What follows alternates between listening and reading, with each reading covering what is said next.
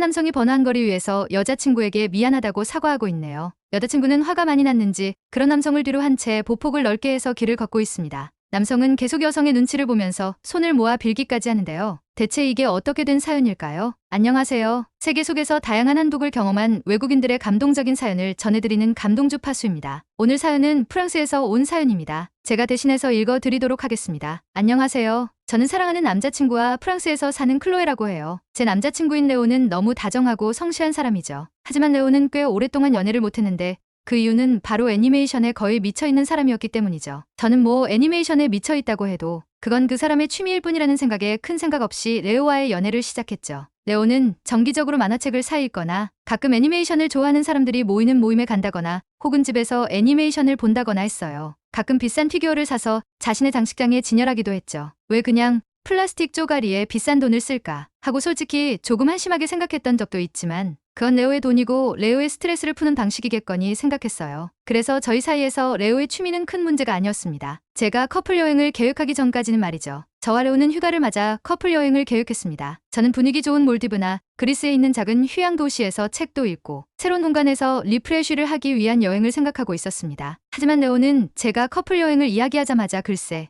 일본을 꼭 가야겠다고 고스타는 게 아니겠어요? 레오의 애니메이션 사랑은 이해했지만 저는 동양 문화에 익숙한 사람도 아니었고 동양은 저에게 뭔가 급하고 경쟁이 치열한 그런 사회로 느껴졌거든요. 저는 업무에서 벗어나 한적한 곳에서 자연을 보면서 휴식하고 싶었기 때문에 레오를 설득하기 시작했습니다. 하지만 레오는 너무나도 강력하게 첫 번째 커플 여행은 무조건 일본으로 가겠다고 우겨대기 시작하는 게 아니겠어요? 결국 저희는 거의 일주일이 넘어가는 기간 동안 말도 안 하고 밥도 따로 먹는 사이가 됐습니다. 근데 일주일 정도는 뭐 그렇게 대면대면하게 지낼 수 있었는데 일주일이 넘어가게 되자 너무 불편하더군요. 그래서 사과를 해야 하나 하고 고민하고 있는 찰나에 퇴근하고 집에 돌아가니 레오가 근사한 저녁 식사를 준비해뒀더군요. 제가 좋아하는 와인과 함께요. 그리고 저에게 이번 여행 경비의 80% 이상은 자신이 부담할 테니 한 번만 자신의 의견에 따라달라며 대신 다른 동북아 국가이든 동남아든 제가 가고 싶은 나라에 들렀다 오자고 하더군요. 저는 못 이기는 척 레오의 말에 동의했어요. 그리고 고민했죠. 개인적으로 발리에 꼭 한번 가보고 싶어서 발리로 가야겠다고 마음속으로 결정을 내렸죠. 그리고 우연히 직장 동료와 점심을 먹으면서 레오와의 커플 여행에 관한 이야기를 하게 됐어요. 근데 한 직장 동료가 일본에 가는 거면 한국도 갔다 오는 게 좋지 않아? 라고 이야기하더군요. 저는 잠깐 구글을 켜서 일본과 한국에 대해서 검색을 해봤어요. 상당히 가까이 있는 나라여서 문화도 비슷하고 음식도 비슷해서 별 감흥이 없을 것 같더군요. 그래서 직장 동료에게 너무 비슷한 국가만 다녀오는 건 아쉬울 것 같다고 이야기했습니다. 그러자 그 직장 동료는 착각이라며 일본이랑 한국이랑 진짜 가까운데 정말 다른 세계라며 사람들의 생김새는 비슷할 수 있는데 성향이 너무 다르다며 프랑스와 독일을 생각해보라고 이야기하더군요. 저는 그 말을 들으니 다시 고민이 되기 시작했어요. 결국 발리보다는 일본과 가까운 한국을 여행하는 걸로 결정을 했고 레오에게 이야기했습니다. 레오는 일본에 간다는 사실에 들떠 다음 여행지는 어디든지 좋다고 말하더군요. 레오가 간대하면 발리로 가려고 했는데 뭐 그렇게 저희의 여행지는 어렵사리 결정이 됐습니다. 그리고 여행 당일이 왔죠. 저희는 설레는 마음으로 비행기에 올랐습니다. 그리고 장시간의 여행 끝에 일본에 도착했죠. 여행 첫날은 설레는 마음이 가득했죠. 호텔에 체크인해서 짐을 풀고 저희는 바로 레오가 그렇게 가고 싶어한 뚝뚝샵에 들러 쇼핑을 했습니다. 상점 직원들은 매우 친절했고 만족스러웠어요. 딱 첫날까지는 말이죠. 둘째 날 레오는 어제 굿즈샵에서 사온 티셔츠를 입었어요. 뭔지 모르는 일본어와 영어가 쓰인 티셔츠였죠. 근데 레오와 저를 보는 일본인들이 자기네들끼리 속닥속닥거리면서 쳐다보거나 저희 보면서 실실 웃는 게 아니겠어요. 저는 살짝 기분이 나빠지려고 했지만 신나서 방방 뛰는 레오를 보면서 그냥 넘겼습니다. 유명하다는 스시집에 가기 위해서 저희는 지하철을 이용하려고 했어요. 하지만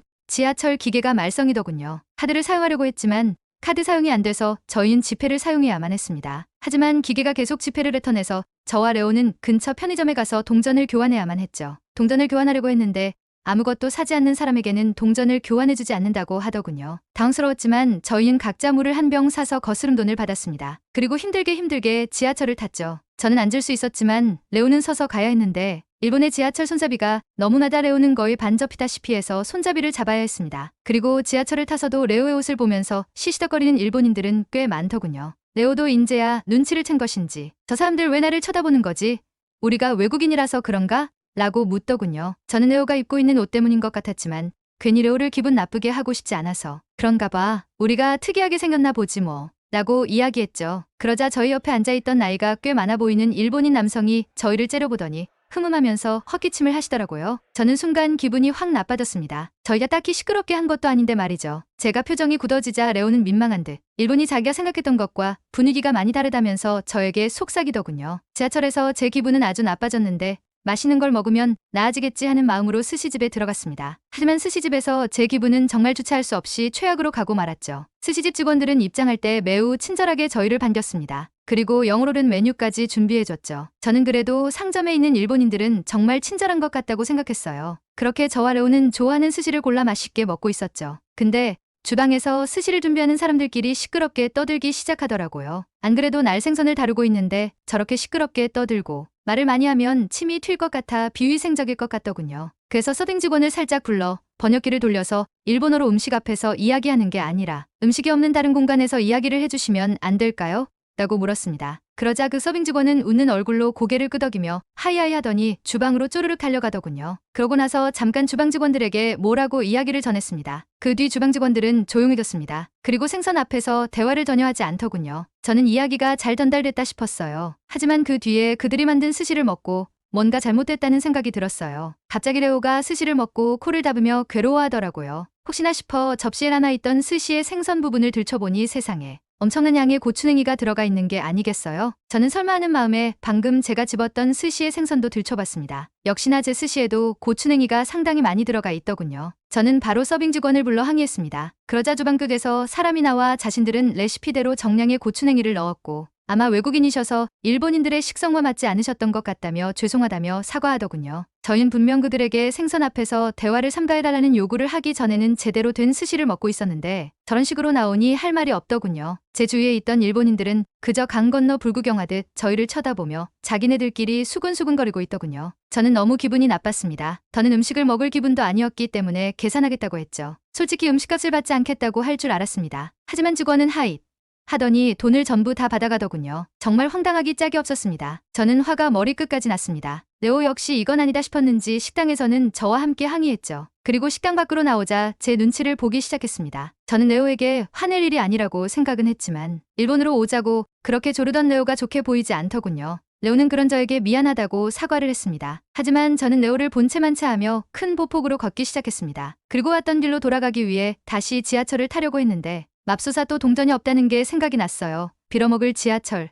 저는 프랑스어로 욕을 하며 기계 앞에서 씩씩거리고 있었는데 레오가 그새 편의점에 다녀와서는 동전을 넣더군요. 그걸 보면서 화가 조금 풀리려고 하고 있었는데 지하철에 타자마자 또 일본인들이 레오를 쳐다보며 수군거리기 시작하더군요. 일본인이라는 족속들에게 이가 갈리기 시작했습니다. 앞에서는 친절한데 뒤에서는 속이 까맣다는 생각밖에 들지 않았습니다. 저는 정말 더는 일본에 단 한 시간도 있고 싶지 않았어요. 호텔로 돌아와서 사흘 동안 더 일본에 있고 싶지 않다며 다음 여행지로 먼저 이동할 테니 레오, 너는 일본에 더 있고 싶으면 일본에 더 있다가 일정에 맞춰서 한국으로 들어오라고 이야기했죠. 그러자 레오는 자신이 생각했던 일본과 너무 다른 것 같다며 자신도 한국으로 함께 가겠다고 하더군요. 저희는 그렇게 일본에서 상처와 분노뿐인 여행을 마무리하고 한국으로 향했습니다. 사실 한국도 큰 기대는 하지 않았어요. 일본에서 그렇게 기분 나쁜 일들을 경험하고 나니 여행의 즐거움은 전부 사라진 상태였죠. 저희는 일본에 도착할 때 설렘바득한 상태와는 다르게 그저 무표정한 얼굴로 한국에 입국했습니다. 한국에서의 일정이 3일 더 늘어나 원래 예약했던 호텔이 아닌 서울 중심의 게스트하우스에 예약을 해야 했죠. 저희는 그 게스트하우스에 도착해 체크인했습니다. 체크인하던 사람이 레오의 옷을 보며 놀라는 표정을 짓더군요. 레오는 민망한 듯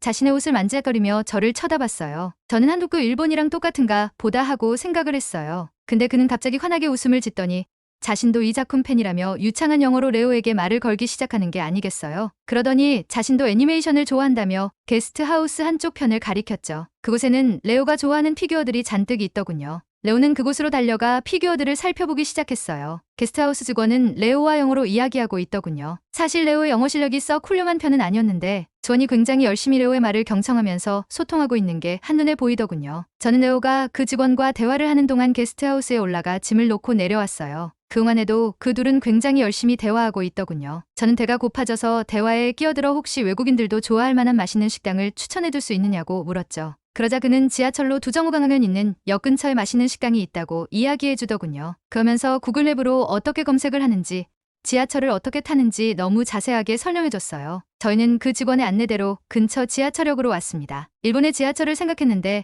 한국의 지하철은 너무 편하게 돼 있더군요. 카드 같은 걸 한 장 뽑아서 사용하니 어디든지 갈 수 있었어요. 계속 충전해서 사용할 수 있더군요. 정말 좋은 시스템이라고 생각했습니다. 그리고 지하철을 타러 갈 때 보니 안내선이 매우 잘 돼 있어서 손쉽게 지하철을 탈 수 있었어요. 그리고 지하철이 들어오는 정류장에는 안전을 위해 스크린 도어가 설치돼 있더군요. 저와 레오는 정말 안전을 생각하는 나라구나라는 생각을 할 수밖에 없었죠. 지하철 안도 정말 쾌적했어요. 그리고 눈에 띄는 핑크색 좌석이 있더군요. 그림을 살펴보니 임산부석 같더라고요. 지하철 한편에는 교통약자를 위한 좌석도 따로 준비돼 있었어요. 저희는 신기하다며 서로 이야기를 나눴죠. 그러다가 순간 일본에서의 경험이 떠올라 주위를 살펴봤는데 아무도 저희를 째려보거나 하진 않았어요. 한국의 지하철도 일본의 지하철처럼 조용하긴 했지만 일본처럼 방합적으로 말을 못하게 하는 게 아니라 작게 대화할 사람들은 대화하긴 하더라고요. 그리고 정말 신기했던 건 상당히 많은 사람이 교통약자석이 아닌 좌석에서도 양보한다는 거였어요. 또 교통약자가 아니어도 무거운 짐을 들고 있거나 가방이 무거워 보이는 사람의 가방을 자신의 무릎 위에 얹고 가는 사람들도 많았어요. 저희는 지하철 안에서 그런 한국 사람들이 서로 양보하고 도와주는 모습을 보면서 가슴이 따뜻해지는 걸 느꼈답니다. 그렇게 기분 좋게 지하철에서 내려 게스트하우스 직원이 추천해준 식당으로 들어갔습니다. 어서 오세요 하는 우렁찬 인사말이 저희를 반겼어요. 식당은 젊은 부부가 하는 것 같았어요. 메뉴는 닭갈비 하나였죠. 남성분이 저희에게 오더니 영어로 매운맛 단계 조절이 가능한데 순한 맛으로 드리면 될까요? 하고 묻더군요. 레오는 매운맛에 도전해보고 싶다고 했죠. 저 역시 매운맛에 도전해보고 싶었지만 괜히 매운맛을 시켰다가 둘 다 못 먹으면 돈이 아까울 것 같아서 조금 고민하고 있었죠. 저는 매운맛이 많이 매운 거냐며 시켰는데 다 못 먹을 것 같아서 고민이 된다고 이야기했죠. 그러자 그는 웃으며 그럼 일단 순한 맛으로 준비해드리고 양 조금만 해서 매운맛으로 드릴게요 하더군요. 그러면서 작게 외국인 서비스예요 하더군요. 저희는 그의 위트에 놀랐습니다. 그렇게 그가 주문을 받고 나자 저희 상에는 이것저것 음식들이 서빙되기 시작했습니다. 처음에는 깜짝 놀라 이거 우리가 시킨 게 아니라고 이야기하자 사장님은 웃으시면서 이것도 외국인 서비스라고 하고 싶지만 기본으로 나오는 반찬입니다 하더군요. 레오와 저는 이게 다 기본으로 나오는 거냐고 놀라서 입이 다물어지지 않았습니다. 기본 반찬으로 나오는 음식은 리필이 가능하니 다 먹고 모자라면 이야기하라고 하더군요. 너무 놀랐습니다. 메인으로 나온 닭갈비는 매우 맛있더군요. 매콤하면서도 달콤하고 여러 재료가 섞여 있어서 다양한 식감을 즐길 수 있어서 아주 만족스러웠습니다. 따로 준비해주신 매운맛도 맛있었는데 역시 매운맛을 시켰으면 반 이상은 남겼을 것 같다는 생각을 했습니다. 매우 맛있게 먹고 사장님께 계산하자 사장님이 즐거운 한국 여행이 됐으면 좋겠다고 이야기해 주시더군요. 그저 지나가는 외국인 관광객에게도 진심을 담아 최상의 서비스를 제공해 주는 것 같아 기분이 매우 좋았습니다. 예상보다 3일 먼저 시작됐던 한국에서의 여행은 끝날 때까지 아주 만족스러웠습니다. 레오는 첫날 묵었던 게스트하우스 사장님께 소개받은 한국 웹툰에 빠져 이제 일본 애니메이션이 아닌 한국 웹툰에 빠져 살고 있죠. 아마 저희의 다음 커플 여행은 두말할 것 없이 한국으로 결정될 것 같습니다. 라고 사연 보내주셨습니다. 여행지에서는 작은 것들도 기쁘게 느껴지는 한편 작은 것들도 큰 실망으로 다가오는 때도 있는 것 같아요. 그래도 실망스러웠던 여행을 뒤로하고 한국에서의 여행은 만족스러우셨다니 정말 다행입니다. 클로에 씨와 레오 씨 앞으로도 예쁜 사랑하시고 다음번 한국 방문에서도 재밌고 즐거운 일들이 가득했으면 좋겠습니다. 오늘 감동주파수 사연은 여기까지입니다. 끝까지 시청해주셔서 대단히 감사합니다. 감동주파수의 사연이 좋으셨다면 좋아요와 구독 그리고 소중한 사람들과 공유까지 함께 해주시길 바랍니다. 따뜻하고 행복한 하루 되세요. 감사합니다.